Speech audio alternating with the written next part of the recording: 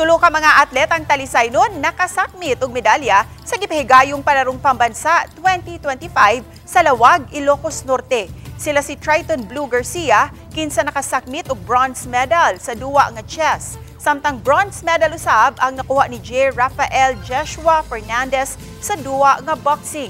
Bronze medalist usab si Charmaine Parba sa billiards 8 ball. Mapasigarbuhon si Talisay City Mayor Sam Gulyas sa tulo ka mga atletang talisay noon sa ilang abilidad sa nagkalailaing sport events. Si Gulyas mitataw nga dili lang kini medalya ang ilang nasakmit, kundi simbolo kini sa ilang paningkamot ug kadasig sa mga talisay noon. Gikatakdang pasidunggan ang tulo ka mga talisay noon nga athlete sa konseho sa syudad.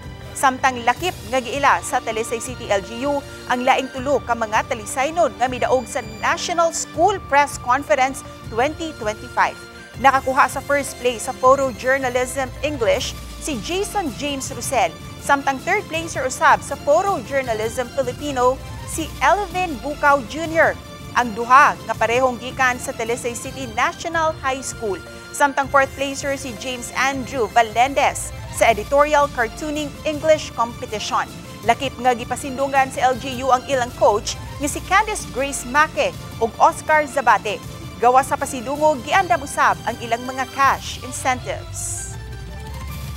Ang RSPC, it's something that I have to talk to the council about. Unsa pagtabang sa RSPC para maghimo ta ordinansa na ang makadaog sa RSPC na gimadawat sa city government. But as far as gold medalist or medalist sa palanong bansa, na natay ordinansa na makahatag og tabang niya na.